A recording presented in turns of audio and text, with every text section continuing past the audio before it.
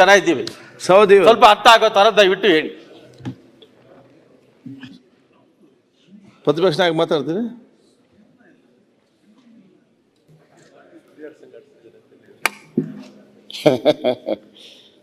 ಸನ್ಮಾನ್ಯ ಅಧ್ಯಕ್ಷರೇ, ನಾನು ಮೊನ್ನೆ RCB ನಡೆದಾಗ ಸನ್ಮಾನ್ಯ DK ಶಿವಕುಮಾರ್ ಅವರು ಕನ್ನಡ ಬಾವುಟವನ್ನು ತೆಗೆದುಕೊಂಡು ಆ ಪ್ಲೇಯರ್ಸ್ ಕೊಟ್ಟು ನಾವು ಕನ್ನಡ ಕನ್ನಡ ಕನ್ನಡ ಅಂತ ಹೇಳಿದರು.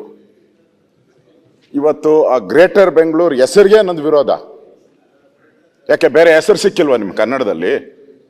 ಕನ್ನಡದ ಡಿಕ್ಷನರಿಯಲ್ಲಿ ಬೇರೆ ಹೆಸರೇ ಸಿಕ್ಕಿಲ್ವಾ ನಿಮ್ಗೆ? ಅಷ್ಟು ಗತಿಗೆಟ್ಟು ಹೊರಟುತ್ತಾ ಕನ್ನಡ? ಯೋಚನೆ ಮಾಡ್ಬೇಕಲ್ಲ ನೀವು. ಬೀಳ್ತಾರ ಹಿಂದೆ ಬೃಹತ್ ಬೆಂಗಳೂರು ಮಹಾಪಾಲಿಕೆ ಇತ್ತು. ಯಾರ ಬೈದಿದಾರ ನಮ್ಮನ್ನ? ಅದೇನೋ ಗ್ರೇಟರ್ ಬಿಡಿ, ಬೆಂಗಳೂರು ವಾಟರ್ ಬೆಂಗಳೂರು ಔಟ್ ಇದೆ, ಅದು ಬೇರೆ ಪ್ರಶ್ನೆ. ನಿಮ್ ಗ್ರೇಟರ್ ಬೆಂಗಳೂರು ಹೆಸರನ್ನ ಯಾಕೆ ಇಡಕ್ ಹೋಗ್ತೀರಾ ಇಂಗ್ಲಿಷ್ನೇ? ಮಹಾನ್ ಬೆಂಗಳೂರು, ಮಹಾ ಮುಂಬೈ ಮಾಡಿದಾರಲ್ಲ. ಅಲ್ಲ ನೀವು ಇಲ್ಲಿ ಕೂತ್ಕೊಂಡು ನಮ್ಗಿಂತ ಸ್ವಚ್ಛವಾಗಿ ಕನ್ನಡ ಮಾತಾಡ್ತಾ ಇದ್ದೀರಾ. DK ಶಿವಕುಮಾರ್ ಅವರು ಕನ್ನಡನೆಲ್ಲ ಮುಳುಗಿಸೋತಾವ್ರೆ. ಬೇಕಾಗಿತ್ತ ಈ ಬಿಲ್ಲು? ನೋಡಿ, ಇದು ಅವರು ಆ ಗ್ರೇಟರ್ ಅನ್ನೋದನ್ನೇ ತೆಗೆದಾಕ್ಲಿ. ಬೇರೆ ಕನ್ನಡ ನಿಮ್ಗೆ ಗೊತ್ತಿಲ್ಲ ಅಂದ್ರೆ, ನೀವು ಗೌರ್ಮೆಂಟ್ ಸ್ಕೂಲ್ ತಾನೇ ಓದಿರೋದು? ನಾನು ಗೌರ್ಮೆಂಟ್ ಸ್ಕೂಲೇ.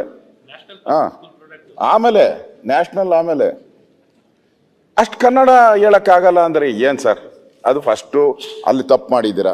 ಎರಡನೇದು, ಈ ವಿಕೇಂದ್ರೀಕರಣದ ಆಶಯ ಏನಿದೆ ಅದಕ್ಕೆ ಕೊಡ್ಲಿ ಪೆಟ್ಟಾಗ್ತಾ ಇದ್ದೀರಾ. ಸ್ವಾತಂತ್ರ್ಯ ಏನು ಕೊಟ್ಟಿದ್ದೀರಿ ನಾವು ಕಾರ್ಪೊರೇಷನ್ಗೆ, ಅದನ್ನು ಹರಣ ಮಾಡ್ತಾ ಇದ್ದಾರೆ. ಸ್ವಾತಂತ್ರ್ಯ ಹರಣ ಕಾರ್ಪೊರೇಷನ್ಗೆ. ಸ್ವಾವಲಂಬಿ ಆಗಬೇಕಾಯಿತು ಕಾರ್ಪೊರೇಷನ್ನು. ಸ್ವಾವಲಂಬಿಯಾಗಿ ತನ್ನ ಕಾಲ ಮೇಲೆ ತನ್ನ ಟ್ಯಾಕ್ಸ್ ತಗೊಂಡು ನಾವು ಬದುಕಬೇಕಾಯಿತು. ಅದಕ್ಕೆ ಪರಾವಲಂಬಿ ಮಾಡಿಬಿಟ್ರಿ. 5 ಕಾರ್ಪೊರೇಷನ್ ಮಾಡಿ 5 ದಿಕ್ಕುಗಳು ಮಾಡಿದ್ದೀರಾ ಅಧ್ಯಕ್ಷರೇ. ಇವರು ಒಂದು ಕಾರ್ಪೊರೇಷನ್ಗೆ ಹಣ ಬಂದರೆ ಇನ್ನೊಂದು ಕಾರ್ಪೊರೇಷನ್ ಪಾಪರಾಗಿರ್ತದೆ, ಹಣನೇ ಇರಲ್ಲ, ದುಡ್ಡೇ ಇರಲ್ಲ.